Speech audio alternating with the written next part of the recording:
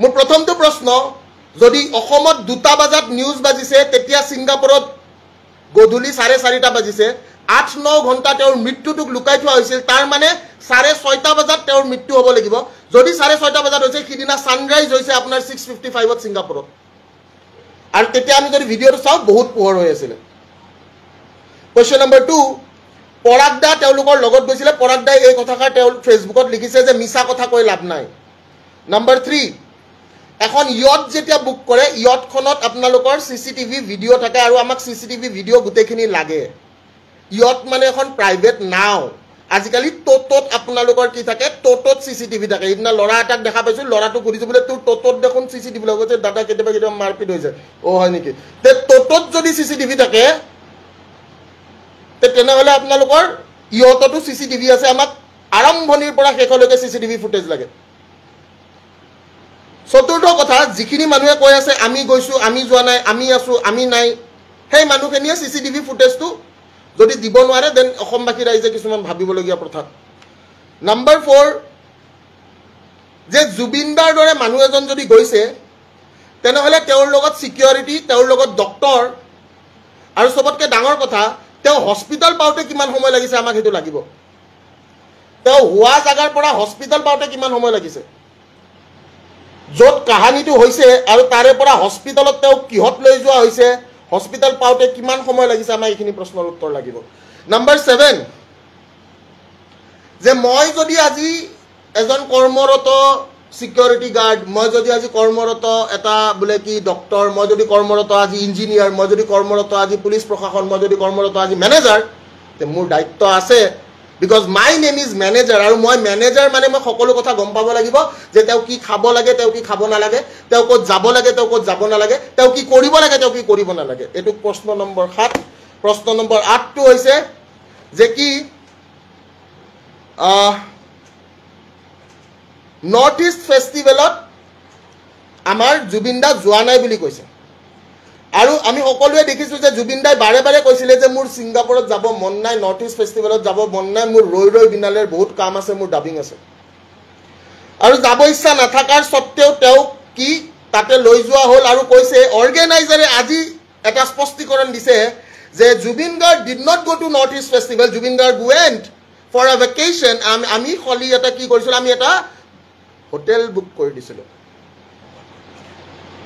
Number 10 তদন্ত যদি কৰিবলগীয়া আছে তেনেহলে তদন্ত ইন্টাৰনেশনাল অৰ্গানাইজেশনক দিয়ক এটা ঠিক আছে ইয়াৰে অসমৰ পুলিচে গৈ কিনে তাতে তদন্ত কৰি লাভ নাই ঠিক আছে অসমৰ পুলিচে আজিলৈকে মোৰ দেউতাৰ মাৰ্ডাৰটোৱে উলাব নোৱাৰিলে বেলেগটো বাদে দিছো অসমৰ পুলিচে আজিলৈকে মোৰ দেউতাৰ মাৰ্ডাৰটোৱে উলাব নোৱাৰিলে তে হে অসম পুলিচক মই বহুত ভাল পাওঁ সদায় ভাল পাই থাকিম বাট কেতিয়াবা আমি এটা মই কৈ আছো কোনবা যদি কয় বলে মই ৰেডমি চলাও আৰু কোনবা যদি কয় বলে মই আইফোন চলাও তহতে আইফোনটো বেছি ভাল লাগিব না ৰেডমিটো বেছি ভাল লাগিব কোন কোনবা যদি কয় বলে মই ৰেডমি চলাও ভিতৰটা কোনবা যদি কয় মই আইফোন চলাও আইফোন 17 Pro Max কোনটো চুজ কৰিবি আইফোন 17 Pro Max লাগে নে ৰেডমি লাগে অসমৰ ৰাইজক কি লাগে আইফোন 17 Pro Max নে ৰেডমি অসমৰ ৰাইজক কি লাগে আইফোন 17 Pro Max নে ৰেডমি লাগে মই এই কথাটো সুধিছো আমাক কি লাগে আইফোন 17 Pro Max নে ৰেডমি আইফোন লাগে তো ইন্টাৰনেশনাল এটা যদি ইনভেষ্টিগেশন এজেন্সি হয় ইন্টাৰনেশনাল ইনভেষ্টিগেশন এজেন্সিটো এটা কি হ'ব এটা আইফোন আৰু যদি আমাৰ কি লোকেল ব্ৰ্যান্ড হয় হেতু হ'ব ৰেডমি তো মই আইফোন বিচাৰো যদিও বা নাই বাট বিচাৰো সপোন সবৰে আছে এটা মই কোৱা প্ৰশ্নখিনি অসমৰ ৰাইজৰ প্ৰশ্ন হয় নে নহয় মই এখিনি জানিব বিচাৰো আৰু মোৰ লগত কোন কোন আছে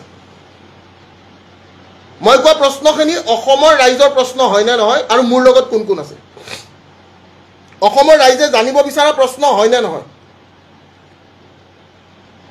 মই যে সেখিনিয়ে সুধিব বিচাৰো হয় তে অসমৰ ৰাইজে যদি জানিব বিচৰা প্ৰশ্ন অসমৰ ৰাইজে এটলিষ্ট এই প্ৰশ্নখিনি আপোনালোকে খুধক আপোনালোকে যদি সকলোৰে হট খাওক আছে আৰু হট খাওক থাকক নাথাকক কিন্তু জুবিনদাৰ কাৰণে আমি জান দিব পাৰো আজি জনসমুদ্ৰই সেই বস্তুটো বুজাইছে যে জুবিনদাৰ কাৰণে আমি জান দিব পাৰো নে নোৱাৰো আজিৰ যি জনসমুদ্ৰ সেই জনসমুদ্ৰই বুজাইছে যে জুবিনদাৰ কাৰণে আমি জান দিব পাৰোঁ, আমি প্ৰাণ দিব পাৰোঁ, আমি সকলো দিব পাৰোঁ। আজি ৩-৪ দিন মানুহে ভাত খোৱা নাই, ৩-৪ দিন মানুহে ৰাস্তাত শুইছে, ৩-৪ দিন মানুহ ৰৈ আছে, টোপনি নাই।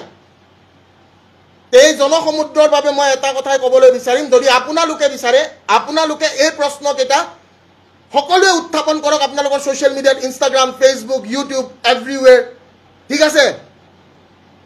আৰু আজি যদি নেপালৰ দৰে জাগাত, নেপালৰ দৰে কাণ্ট্ৰিত যদি মানুহে ন্যায়ৰ বাবে ওলাই আহিব পাৰিছে, আমিও জুবিনদাৰ ন্যায়ৰ বাবে ওলাই আহিব পৰা ক্ষমতা আছে, আৰু সেইটো ৰাইজে দেখিছে।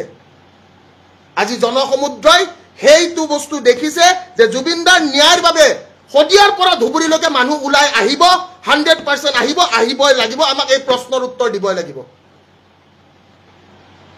আমাক এইখিনি প্ৰশ্নৰ উত্তৰ লাগে। মই একদম নৰ্মেল প্ৰশ্ন কেইটামান কৰিছোঁ, আৰু এইকেইটা প্ৰশ্ন আমাৰ অসমৰ প্ৰশ্ন।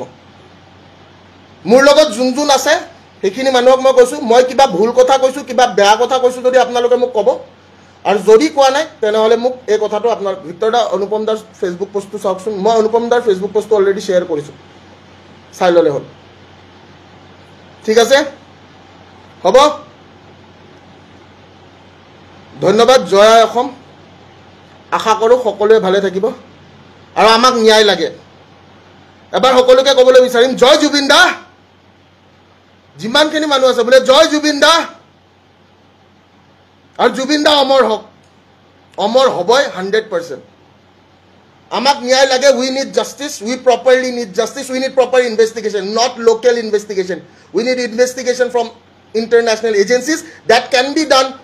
আৰু সেইটো আমি গম পাওঁ, আমি পঢ়া শুনা যিমানবিলাক মানুহ পঢ়িছে তেওঁলোকে গম পায়, ঠিক আছে। জয় জুবিন দা, জুই ইমজি জুবিন দাৰ কাৰণে। আৰু আমি এটা কথাই কওঁ যে জুবিন দা আমাৰ বুকুৰ মাজত সদায় জীয়াই থাকিব। জুবিন দা আছিলে, জুবিন দা নাই বুলি কোনেও যাতে নকয়, ঠিক আছে। এটা প্ৰশ্ন কৰিম, শেষৰ প্ৰশ্ন কৰিব পাৰোঁনে? আজি কোনোবাই ভগৱান, ঈশ্বৰ, আল্লাহ, যীশুখ্ৰীষ্ট আমি কোনোবাই দেখা পাইছোঁ নেকি? গুৰু নানক কোনোবাই দেখা পাইছোঁ নেকি? কিন্তু আমি অন্তৰেদি পূজা কৰোঁ। সেনেকৈ বহুতো অনুৰাগী আছে যোনে আজিলৈকে দেখা নাই কিন্তু ভগৱান বুলি ভাবে। আৰু জুবিন দা আমাৰ কাৰণে ভগৱান আছিলে, ভগৱান হয়, ভগৱান হৈয়ে থাকিব, ঠিক আছে। পলিটিক্স নকৰিবা বন্ধু। জুবিনদাৰ লগত কোনো ধৰণৰ পলিটিক্স হোৱাটো আমি নিবিচাৰোঁ। জুবিনদা বহল মনৰ মানুহ আছিল, গছৰ লগত কথা পাতিছিল, প্ৰকৃতিক ভাল পাইছিল। সকলো শুই যোৱাৰ পাছত নিজান পৰিৱেশত গানৰ সৃষ্টি কৰিছিল। জুবিনদাৰ শেষ সমাধি এনে বহল জেগাত হোৱা প্ৰয়োজন, য'ত জুবিনদাৰ জন্মদিনৰ দিনা, মৃত্যুবাৰ্ষিকৰ দিনা 1 কোটি মানুহ একেলগে আহিলেও যাতে সেই জেগাত ৰ'ব পাৰে, সেই জেগাত গাড়ী ৰাখিব পাৰে, সেই জেগাত ভিৰ ভাৰ সৃষ্টি নোহোৱাকৈ থাকিব পাৰে। জুবিনদাক আমি এনে জেগাত ৰখাটো বিচাৰোঁ য'ত আমি আহোঁতে যাওঁতে দেখা পাওঁ অসমৰ প্ৰত্যেকজন মানুহ যাতে সহজে সেই জেগাত যাব পাৰে। দূৰৰ পৰা যাতে আমি সদায় আহোঁতে যাওঁতে কৈ যাব পাৰোঁ, জুবিনদা ভালে আছনে? এনে জেগাত জুবিনদাক ৰখাটো বিচাৰোঁ। যান্ত্ৰিকতাৰ মাজত এটা সৰু জেগাত জুবিনদাক ৰাখিব নিবিচাৰোঁ, বা জুবিনদায়ো সেই জেগাত থাকি ভাল নাপাব। যি জুবিনদা ৰাতি উঠি গুচি যায়, গছৰ লগত কথা পাতে, সেই মানুহটোক সৰু জেগাত ৰাখিবৰ বাবে নহয়, বহল মনৰ মানুহটোক বহল জেগাত ৰাখিবৰ বাবে। অসমত এনে এটা জেগা বিচাৰক য'ত জুবিনদাৰ কাৰণে 1 কোটি মানুহ একেলগে আহিলেও যাতে থাকিব পাৰে, সেই জেগাত গাড়ী গুৰা ৰখাব পাৰে, ভিৰ ভাৰ যাতে নহয়। অসমৰ প্ৰত্যেকজন মানুহ শদিয়াৰ পৰা ধুবুৰীলৈ যাতে চাৰিওফালৰ পৰা আহিবৰ বাবে সুন্দৰ সুবিধা থাকে, য'ত যান জঁট, ভিৰ ভাৰ, সাংঘাতিক যান্ত্ৰিকতা নাথাকে। জুবিনদাৰ শৈশৱ, জুবিনদাৰ হাতত গীটাৰখন লৈ এটা জলহু মলহু চোলা পিন্ধি সেই যোৰহাটৰ পৰা যাত্ৰা আৰম্ভ হৈছিল। যোৰহাটবাসীয়ে আগ্ৰহেৰে বিচাৰি আছে যোৰহাটতো সেই জেগাটো চাব পাৰে, যদি বহল হয়, যদি জেগাটো সঁচাকৈ জুবিনদাৰ নিচিনা বহল হয়, সেই জেগাটোৱেই উপযুক্ত হ'ব বুলি প্ৰত্যেকজন অসমবাসীয়ে ভাবে। চৰকাৰখনক অনুৰোধ কৰিছোঁ, যান্ত্ৰিকতাৰ মাজত নহয়, এনে জেগাত ৰাখক জুবিনদাক, য'ত সমাধি ক্ষেত্ৰখন যেতিয়া বনিব, বিশ্বৰ প্ৰত্যেকজন মানুহে যাতে এবাৰ চোৱাৰ পাছত কয়, বাহ কি জেগাত আহিলোঁ, কাৰ সমাধি দেখিলোঁ। জুবিনদা প্ৰত্যেকজন অসমীয়াৰ শিৰৰ মুকুট, প্ৰত্যেকজন নৱপ্ৰজন্মৰ কলিজাৰ ভিতৰত থকা উশাহ। সেইজন মানুহক সৰু যান্ত্ৰিক পৰিৱেশত নাৰাখিব প্লিজ অনুৰোধ কৰিছোঁ বহল জেগাত ৰাখক বহল জেগাত অসমৰ সকলোতকৈ বেছি বহল জেগা য'ত সকলোতকৈ বেছি বহল জেগা আছে য'ত সকলোতকৈ ৰাস্তা ঘাটৰ বেছি সা সুবিধা আছে য'ত হাইৱে আছে য'ত অনায়াসে গাড়ী ঘোঁৰা আমি ৰাখিব পাৰোঁ সেই জেগাত ৰাখক যাতে আমি প্ৰত্যেক বছৰে জুবিনদাৰ ওচৰত যাব পাৰোঁ আৰু জন্মদিন আৰু মৃত্যু বাৰ্ষিকত যাতে তেওঁক ক'ব পাৰোঁ আপোনাক পাহৰা নাই আমি ভিডিঅ'টো শ্বেয়াৰ কৰি দিয়ক মুখ্যমন্ত্ৰী মহোদয়ক অনুৰোধ কৰিছোঁ জুবিনদাৰ লগত তিল মানুহ পলিটিক্স হোৱাটো আমি নিবিচাৰোঁ জুবিনদাৰ সমাধিখন এনেকুৱা হ'ব লাগে যাতে বিশ্বৰ সকলো মানুহে চায় লগতে পুনৰ অনুৰোধ কৰিছোঁ যোৰহাটবাসীৰ মনৰ কথাটো এবাৰ বুজাৰ যত্ন কৰকচোন যোৰহাটত জুবিনদাৰ শৈশৱ আছে আবেগ আছে ইয়াৰ জেগাটো এবাৰ চোৱাৰ ব্যৱস্থা কৰকচোন ইয়াতকৈও যদি যোৰহাটতকৈও যদি বহল জেগা ক'ৰবাত আছে জুবিনদাক মইতো তাত ৰখাটোৱে বিচাৰোঁ বহল বহল বহল জেগাত য'ত জুবিনদাৰ বতাহৰ লগত মিলি মিলি মায়াবিনী গানটো গুণগুণাই থাকিব পাৰে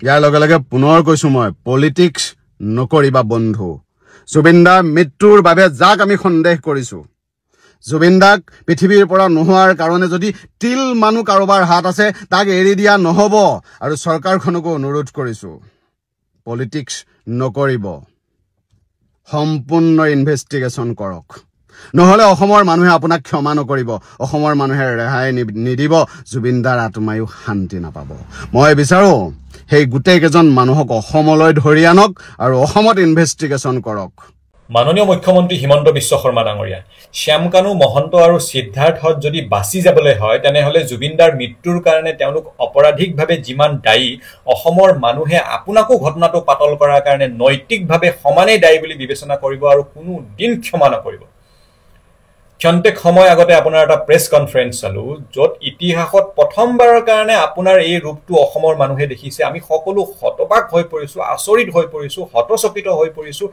হতভম্ব হৈ পৰিছোঁ সামান্য ইগো হাৰ্ট হ'লে আপুনি পুলিচ পঠিয়াই মানুহ জেলত ভৰাই আপোনাৰ কেন্দ্ৰীয় নেতৃত্বক কোনোবাই কিবা এটা ক'লে গুজৰাটৰ পৰা আপুনি MLA এৰেষ্ট কৰি আনি অসমৰ জেলত ভৰাই দিল্লীলৈ আপুনি অসম পুলিচ মানুহ এৰেষ্ট কৰিবলৈ পঠিয়ায় তাৰ পাছত যেতিয়া জুবিনদাৰ মৃত্যুৰ পিছত অসমৰ 3,30,00,000 জনতাই একেমুখে একেস্বৰে কৈ আছে যে এই মানুহকেইজনক ধৰিব লাগে আপোনাৰ মুখেৰে এবাৰো কিয় ওলোৱা নাই আপোনাৰ সেই এগ্ৰেছনটো ক'ত আপুনি যি লম্ফ জম্ফ দাম্ভিকতা খঙেৰে সাংবাদিকক কথা কয় ৰাজনৈতিক নেতাক কথা কয় আপুনি যিটো দমত কথা কয় আজি সেই আপোনাৰ দমটো খংটো ক'ত এতিয়াতো পলিটিক্স কৰিবলৈও নাই যে এটা অংশক আপুনি সন্তুষ্ট কৰিব লাগিব আপোনাৰ দলৰ মানুহে বিচাৰি আছে অসমৰ 3,30,00,000 জনতা জাতি ধৰ্ম দল বৰ্ণ সংগঠন নিৰ্বিশেষে সকলোৱে বিচাৰি আছে যে জুবিনদাৰ মৃত্যুৰ লগত জড়িত এই মানুহকেইজনক কৰায়ত্ব কৰক এই মানুহকেইজনক জবাবদিহি কৰক যদি কিবা ৰাজনৈতিক কথা থাকিলে তেতিয়াও আমি মানিব পাৰিলো হয় যে হিমন্ত বিশ্ব শৰ্মা ৰাজনীতিৰ কাৰণে কৰিছে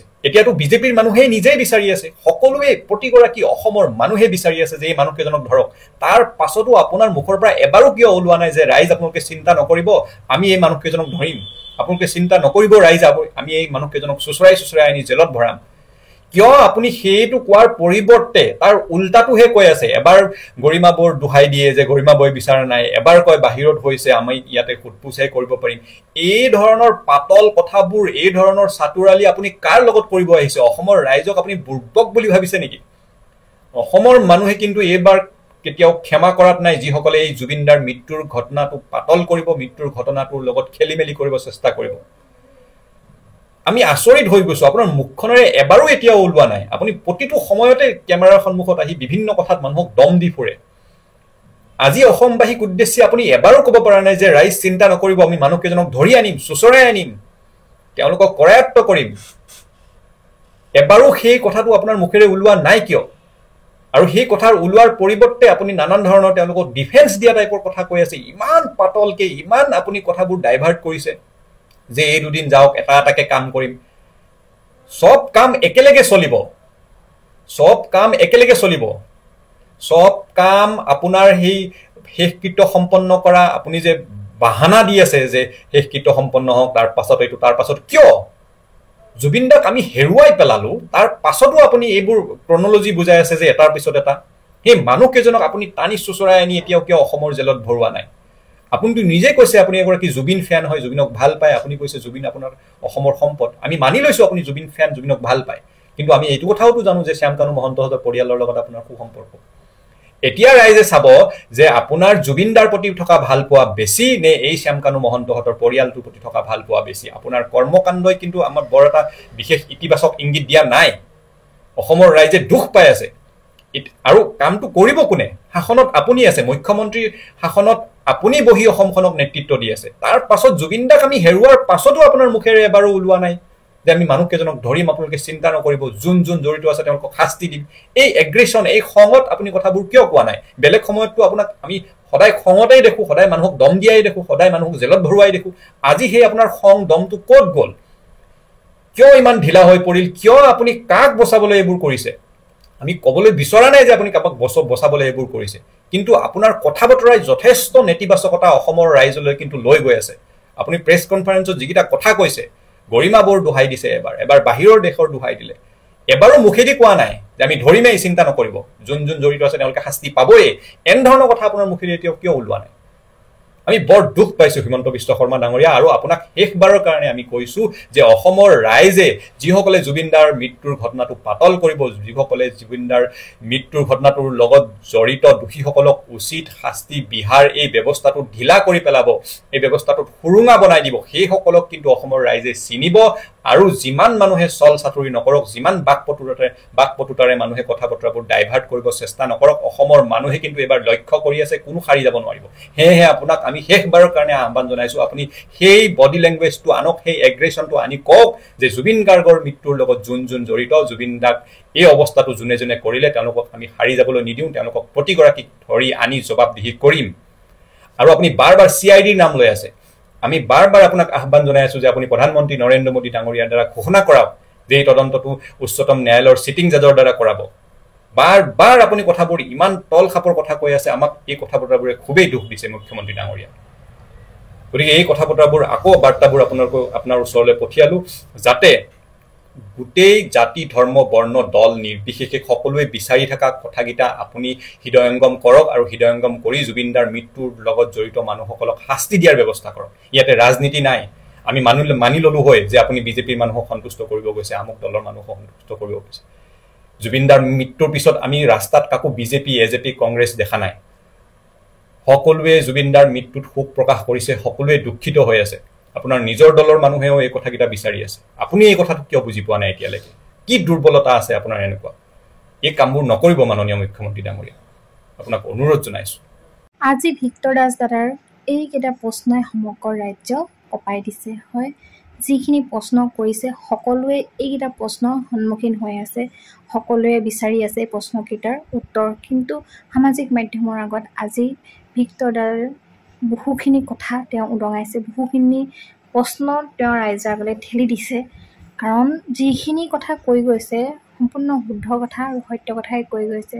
জুবিনদাৰ লগত আচলতে হৈছিল কি, কোনে লুকুৱাইছিল কথাবোৰ, আচলতে ৰাইজে জানিব বিচাৰিছে কি হৈছিল। এতিয়ালৈকে কোনো তথ্য অহা নাই, যিখিনি আহি আছে সেইবোৰ সম্পূৰ্ণ মিছা ভুৱা কিছুমান তথ্য আহি আছে। সকলোৱে বাচিবৰ কাৰণে নিজৰ মনে যি আহিছে সেইটোৱে কৈ আছে। কিন্তু আগতে কিয় সেইবোৰ ভিডিঅ'বোৰ আগতে কিয় ওলোৱা নাছিল? আগতে কিয় তেওঁলোকে কৈ দিয়া নাছিল যে এনেকুৱা হৈছিল তেনেকুৱা হৈছিল? আজিকালিতো সকলো সামাজিক মাধ্যমৰ যুগ, সকলোৱে মোবাইলটো হাতে হাতে লৈয়ে থাকে, কি হৈছে ক'ত কি হৈছে সকলো গম পায়ে থাকে। কিয় ভিডিঅ' কৰা নাছিল?